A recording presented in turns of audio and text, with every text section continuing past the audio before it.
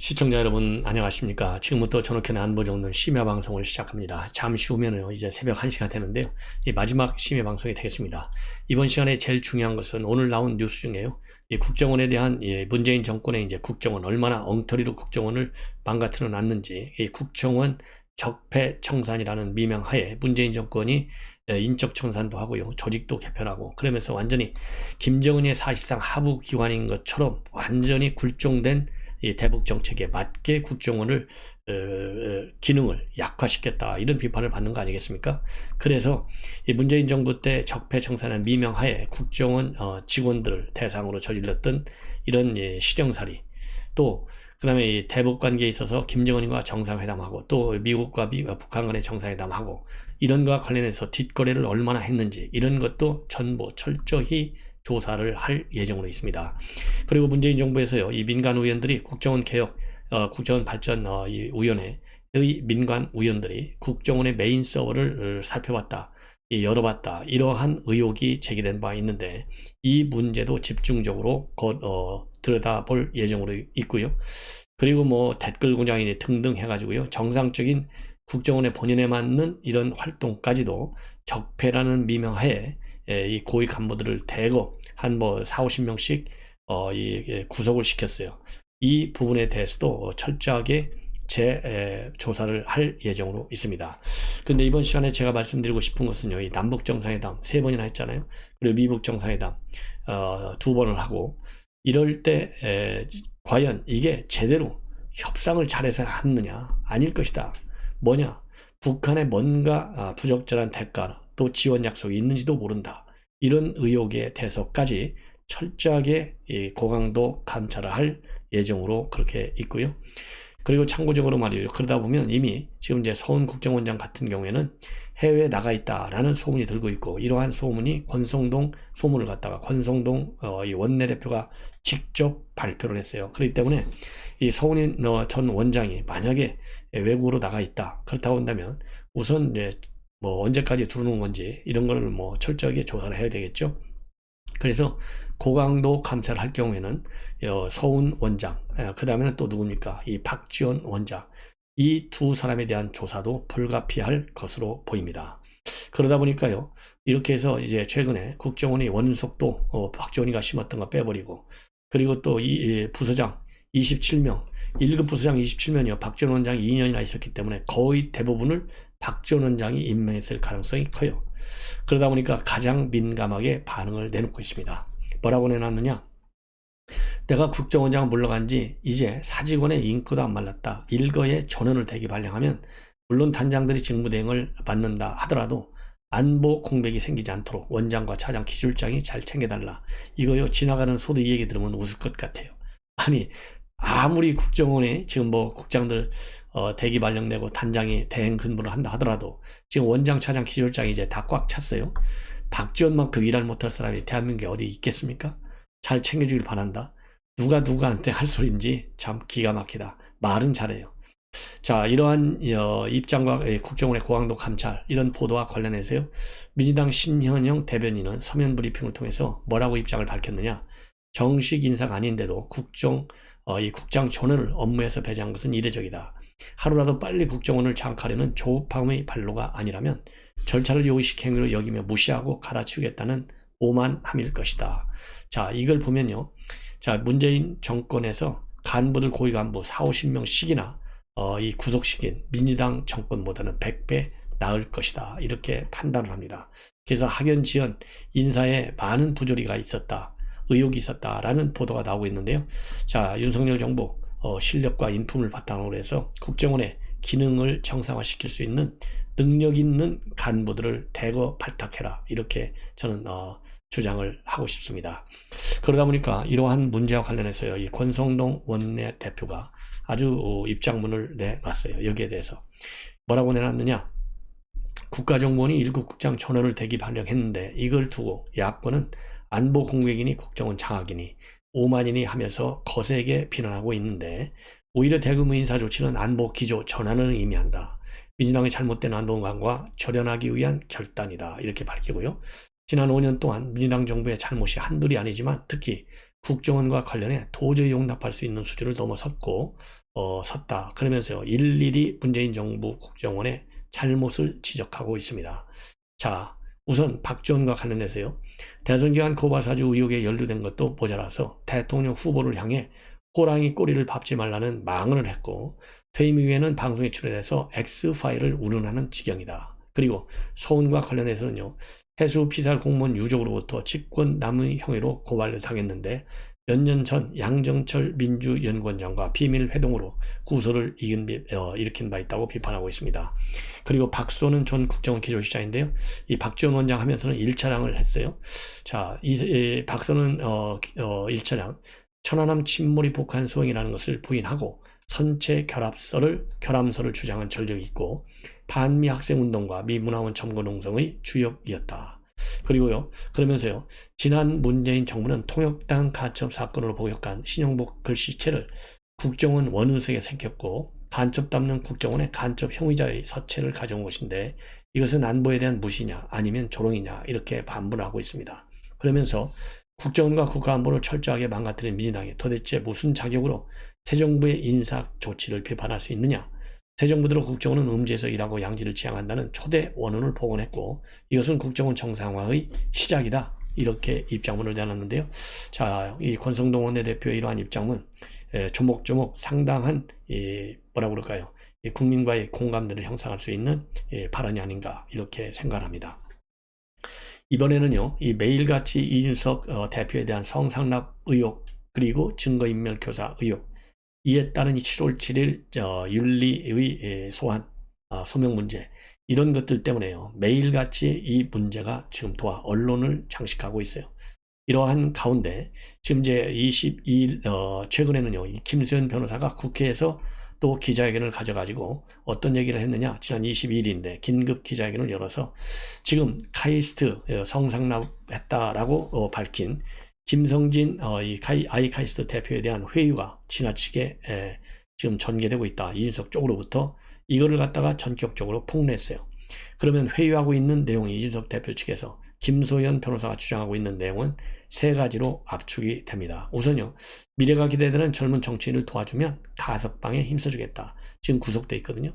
그 다음에 수사에 있어서 묵비권을 행사하고 이준석 성상납 사건 자체를 모른다는 내용의 서신을 써주면 윤리위에 제출하겠다고 김 대표를 회유하고 있고, 만약에 이준석에게 징계가 나오지 않으면 후폭풍을 감당할 수 있겠냐 이렇게 협박하고 있다. 이렇게 세 가지로 압축해서 긴급 기자회견을 했어요.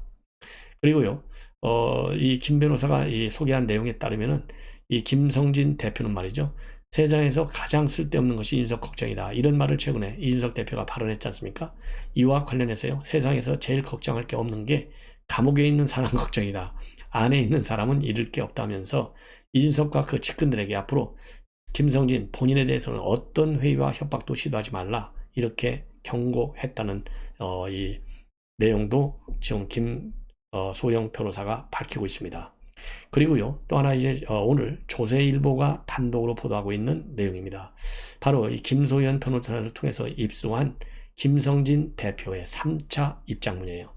이게 굉장히 중요한 내용인데요. 이 3차 입장문 세 가지로 압축이 됩니다. 우선요, 30일 날 서울경찰청 지금 반부패 공공범죄수사대 여기서 수사하고 있잖아요.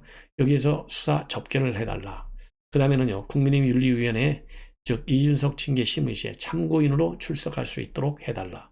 세 번째, 마지막으로는요, 이준석과의 대질 소명을 해달라. 이렇게 세 가지를 지금 희망하고 있는 것으로 김소연 변호사가 전하고 있습니다. 이 입장문에서 그렇게. 그러면서요, 이준석 대표의 카이스트 재학 시절 멘토이자 성상납 당사자라는 김 대표는 입장문에서 뭐라고 얘기하고 있냐면요, 이준석 멘티님, 스승님은 옥중에서 잘 지내고 있으니 쓸데없는 괜한 걱정은 안 하셔도 됩니다. 제 걱정이 제일 쓸데없는 짓입니다. 스승으로서 오늘이 가르침 하나 라면서 기우제는 비가 안 올 때 지내는 것인데 요즘 날씨가 비가 넘칠 정도로 내려서 지낼 필요도 없거니와 기우제를 지낼 필요도 없거니와 굳이 지낸다면 기우제가 아니라 기광제를 지내야 이제 맞다. 이렇게 꼬집고 있어요. 네. 왜냐면은요, 최근에 이준석 대표가 지난 23일이죠. KBS 라디오 인터뷰에서요, 최영일의 시사본부인가요? 거기에서 징계심의 일정이 내달 7일 날로 미뤄졌는데 2주 사이에 본인들이 참고할 만한 뭔가 새로운 게 나오길 기대하는 것 같은데 이거야말로 기우제식 징계다 이렇게 비판한 바 있어요. 이거를 소환해서 지금 이 김성진 대표가 이준석을 비판하는 겁니다. 자, 그러면서요 또 이 김성진 대표는 증거인멸 교사 의혹과 관련해서 서울 동부구치소가 신형 새 구치소인데 스승 여부 인증 자료는 다음 주에 준비될 예정이다. 이렇게 또 예고를 하고 있어서 추가적인 폭로가 예상되는 그런 상황인 것 같습니다. 그러면서요, 이 김 변호사는요, 윤리위가 모든 이의 소명 기회를 제공해야 한다. 이렇게 발언한 바 있거든요. 이거를 근거로 해서요, 윤리위가 소명 기회를 보장차 이해관계인인 김성진을 참고인으로 불러 기회를 줘달라. 그리고 윤리위에서 반드시 대질 소명도 이루어질 수 있도록 이 윤리위가 조치를 해달라. 이렇게 강조하고 있고요. 6월 30일 수사 접견을 희망한다고 서울경찰청에 의사를 이미 밝혔고 서울구치소 사정이 가능할 경우에 그날 9시 반부터 참고인 조사가 이루어질 것이라 예상한다. 이렇게 추가적으로 입장을 밝혔습니다. 예. 그리고요. 또 이 김성진 대표는 이준석 대표가 그동안에 왜 수사를 안 하느냐, 수사가 전혀 없다. 이렇게 불만을 표시한 바 있는데 여기에 관해서요. 자신에 대한 수사가 이루어지지 않는다. 그러므로 결백하다라는 이준석 대표의 주장은 사실이 아니다. 이렇게 밝히고 있어요. 그러면서 서울경찰청 반부패 공범범죄 수사단은 지난 5월 19일까지 김 대표에게 4차례나 수사 접견을 요청을 했고 이 대표의 측근들이 김 대표에게 주변인을 통해서 접근해가지고 수사 비협조를 요구하며 회의를 시도한 바 있다. 이렇게 또 폭로하고 있습니다. 그래서 이번 시간 내용은요. 이 김성진 대표의 3차 입장문 그리고 김소연 변호사의 이 긴급 기자회견 내용 이런 것들을 전부 다 모아서 여러분께 정리를 해드렸습니다. 자, 그리고요. 지금 이제 최근에 이준석 대표 중앙일보에서 동아일보에서 맨 먼저 보도했는데요. 이달 중순에 윤석열 대통령과 만찬을 했다. 그렇게 됐는데요. 이와 관련해서 대통령실에서는 즉각적으로 부인을 했고요. 그리고 이준석 대표는 나는 대통령과의 이러한 만남 여부에 관해서 확인해 줄 수 없다. 그러니 대통령실에 물어봐라. 예, 이렇게 얘기를 하고 있어요. 자, 그래서 이와 관련해서 지금 언론 보도를 보면, 이건 이 대통령실에서 결국은 이준석 대표, 징계가 지금 진행되고 있는 국면이기 때문에 상당한 거리두기에 나선 것이 아니냐, 이런 보도가 지금 나오고 있습니다. 자, 그리고요, 이 민변 출신의 이제 법무국장이 말이죠. 지난번에 이 박범계 장관의 이임식이 있는 날, 이 법무부 간부들끼리 만찬 회식을 했는데 그 만찬 회식을 할 때 이 회식 끝나고 나서 아마 이제 호프집에 가서 술 한 잔씩 했나 봐요. 그런데 이제 많은 검사들이 검수완박의 문제점들을 지적하고 있는데 그때 민변 출신의 이제 현직 국장입니다. 국장이 거기에 대해서 상당히 격앙을 해가지고요. 검찰 수사권, 기소권 이거 남용된 거 일이 많은데 이런 거는 검찰이 반성해야 된다. 이런 주장을 하니까요. 이 국장 바로 밑에 있는 과장 하고 이제 결국은 둘이서 이제 설전이 오고 갔다고 합니다. 그래서 이 국장이 과장 이름을 부르고 반말하고 고성을 하고 이래서 좀 살벌한 분위기가 됐는데 이 과장이 말이죠. 결국은 자리를 아예 떠버렸대요. 싸움이 날 것 같으니까. 그래서 이게 이제 진정이 됐어요. 그러면서 이제 이 과장을 굉장히 자극한 것은 본인이 변호사 생활할 때 이 담당 과장이 검사이고 법정에서 만난 적이 있다. 그러면서 내가 그래도 변호사 하면서 공소장 일본주의를 주장해가지고 대법원에서 인정받은 사람이야. 똑바로 잘해 법무부에서 내가 한번 지켜볼게. 이런 얘기를 하는 바람에 이제 둘이서 굉장히 감정이 폭발 일보 직전까지 갔다. 이런 보도가 나오고 있어요. 공소장 일본주의라고 하는 것은 뭐냐면 재판부에게 유죄 심증을 주지 않기 위해서 범죄 혐오와 직접 관련 있는 내용만 공소장에 담아야 한다는 원칙이라고 알려지고 있습니다. 자, 그래서요, 이 둘은 결국은 이제 국장이 먼저 사과하고 미안하다 하고 또 이 담당 과장도 받아들이고 그러면서 이제 이 사건은 이제 마무리가 됐는데요. 자, 이렇게 해서 이 국장, 그러니까 윤석열 정부에 기조하는 전혀 맞지 않은 민변 출신의 국장인데, 자, 한동훈 장관이 인사조치를 하는지 안 하는지 한번 지켜볼 필요가 있지 않나 생각하고요. 제가 보기에는 인사조치는 반드시 이루어져야만 정상이 아니겠는가 이렇게 판단이 듭니다. 자, 이번에는요, 이 구월환, 원로 언론인의 칼럼입니다. 이 구월환, 이 언론인은요, 그동안 이제 이 연합뉴스에서 오랫동안 근무를 했고, 런던 특파원 정치 부장, 상무까지 했고요. 그리고 관훈클럽 총무도 한 아주 원로, 이 언론인입니다. 그래서 매일같이 좋은 칼럼을 써요. 그래서 제가 보도해 드리는데, 그제부터 이제 보도하기 시작했는데요. 오늘은 전량 여러분께 소개해 드리겠습니다. 윤석열 정부의 짐이 된 좌충우돌 이준석입니다. 국민의힘 대표 이준석 이거 한 2, 3분이면 됩니다. 한번 들어보시죠. 요즘 말이 하도 많아가지고요. 국민의힘 대표 이준석, 그가 가장 높은 상석에 앉아 회의를 주재할 때를 보면 위태위태함을 느낀다. 올해는 또 무슨 사고를 치나 하는 걱정이 앞선다. 한국의 정치권을 오래 취재해봤지만 이렇게 가볍고 분별 없는 리더는 처음 본다. 저 사람이 집권당을 대표하는 사람이라니. 옛날 표현으로는 총재 또는 당수다. 집권당 총재라고 하면 대단한 무게감을 주는 자리고 그 역할과 장래에 대한 기대도 큰 법인데 이준석은 이것도 깨버렸다. TV에 나가서 마이크를 잡아도 마찬가지다. 또 무슨 일을 저지르나 걱정이다. 대표가 아니라 말단 당직자라도 이쯤 되면 곤란하다. 그런 그가 이따금 대통령 옆자리에 앉아있는 모습을 보게 되는데 전혀 어울리지가 않는다. 무슨 영화 촬영용 세트가 아닌가 착각할 정도다. 그는 너무 빨리 출세한 때문인지 그 감투의 무게를 감당하지 못하고 있다. 이 자리가 어떤 자리인데 누가 건드리지 않나, 혹시 뺏기지 않나. 피해의식과 좌불안석이 역력하다. 사사건건 충돌과 공격 행위가 벌어지는 것도 이런 불안 심리 때문이 아닐까. 막중한 책임을 진 최고위원이나 중진들을 무슨 TV 토론 패널로 착각하는 것 같다. 명세히 집권당 대표라는 사람의 이런 행태는 윤석열 정권에도 큰 부담으로 작용하고 있다. 그는 지금 한창 힘을 받아야 할 윤석열 정부의 추동력을 떨어뜨리고 있는데 이는 심각한 문제다. 빨리 시정되어야 한다. 지금 윤석열 정부는 문재인의 586 주사파 친공정권 5년을 청소해야 할 역사적 사면을 띄고 갈 길이 바쁜데 이런 사람이 집권당의 대표라고 버티고 앉아서 길을 막고 있으니 국민들의 단식과 원성이 도처에서 넘치고 있는데 국민의 힘에는 틀리지 않는가. 단도직입적으로 말하자면 그는 새 정권의 힘이 아니라 짐이 되고 있다. 그렇지 않아도 힘에 겨운 윤석열 대통령의 허리를 더 휘게 만들 뿐이다. 많은 국민들이 윤석열을 보면 도와주고 싶지만 이준석을 보면 고개를 돌리는 형편이다.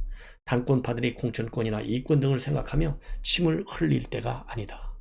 요즘 성상납인지 성접대인지 입에 올리기도 부끄러운 일로 국민의힘이 망신을 당하고 있지만은 설령 이런 말썽이 없었다 하더라도 그는 이미 떠났어야 할 사람이다. 대선 때 그 난리를 피워 표를 깎아먹은 죄만 하더라도 중징계감이다. 많이 늦었지만 지금이라도 자리 욕심 부리지 말고 정중한 사과성명 내고 떠나는 게 사는 길이다. 애당심이 있다면 벌써 그래야 했을 것이다.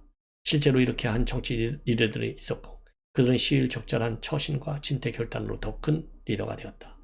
이준석이 지금처럼 큰 감을 뺏기지 않으려고 안간 힘을 쓰면 쓸수록 그는 더 놀림감이 되고 궁지에 빠질 것이다. 그는 이제 30대다. 재기 기회는 얼마든지 있고 그동안 대단한 정치 스펙을 통해 체급도 엄청 올려놓았다. 우리 정치사에 이런 행운아가 있었던가? 왜 행운을 불운으로 만들고 있는가? 지금 그의 적은 다른 사람이 아니라 바로 그 자신임을 알아야 한다. 지금 그에게 절실히 필요한 것은 바로 지혜다. 달콤한 소리가 아니라 쓴 소리가 필요하다. 멘토 운운하며 달콤한 소리를 하는 사람들이 그를 오도하고 있지 않나 잘 살펴봐야 한다. 이른바 소년등과 벼락출세한 사람에게는 빠지기 쉬운 함정이 있는 법이다. 이런 사람의 주변에는 눈치 빠른 이해관계자와 한탕주의자들이 들끓게 마련이다. 이준석 대표, 심청이의 아버지 신봉산을 꼬여 재미를 본 뻥덕 어머를 조심하라. 이렇게 칼럼이 결론을 맺고 있습니다. 시청자 여러분, 이것으로 제 방송을 마치겠습니다. 대단히 고맙습니다.